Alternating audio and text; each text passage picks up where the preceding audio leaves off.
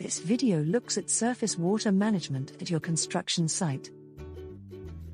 Effective surface water drainage systems help companies to better manage their projects while avoiding fines, up to £40,000, damage to reputation, and damage to the environment. This animation will look at the causes of water pollution, water authorisations, how to prevent water pollution, and managing water on sites. Causes of water pollution. Water pollution can come from a number of different sources, including spills or leaks of fuels, oils or chemicals, runoff containing salt, silt or soil. Water authorisations. Surface water and groundwater are protected by regulations that prevent and control pollution from all activities. If you intend to carry out any activity which may affect Scotland's water environment, you may require authorisation from the Scottish Environment Protection Agency, under the Environmental Authorisations, Scotland, regulations, also known as ESA. Activities that require authorisation include discharges into surface waters or groundwater. This includes the discharge of surface water runoff, abstraction of water, impoundments of water, i.e., where you store or dam water, and engineering or building works in or near to inland watercourses.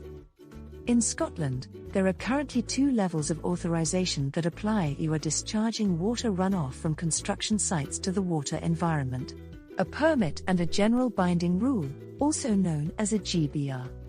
A permit will be required for construction sites that discharge water runoff to the environment, and cover an area larger than 4 hectares, or has a road or trackway longer than 5 kilometers, or includes any area of more than 1 hectare on ground with a slope of more than 25 degrees, or includes any road or track longer than 500 meters on ground with a slope of more than 25 degrees.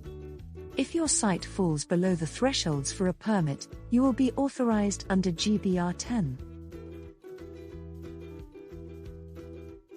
Before starting work on site, you must make sure you have the necessary authorizations from the relevant authorities, including SEPA, the local council, Scottish Water and Nature Scot.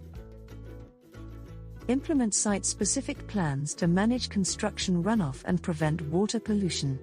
Consult the planning authority during development. Projects should be aware of existing drains and have drainage plans available.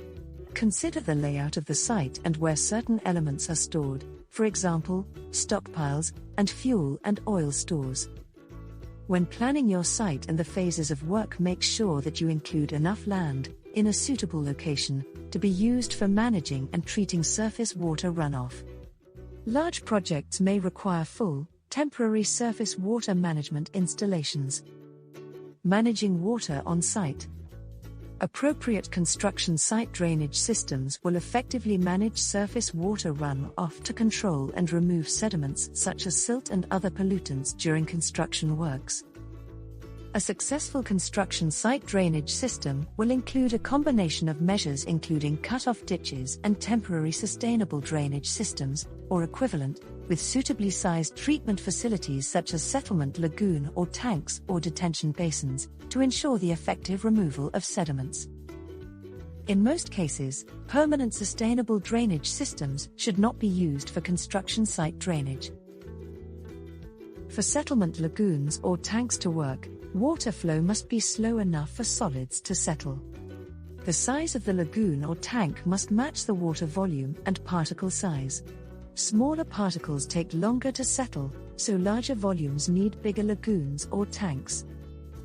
Further information. Further information on protecting surface waters from specific construction activities is available from the other fact sheets and animations within this series. These include silt management, cement, concrete and grout, and fuels and oils.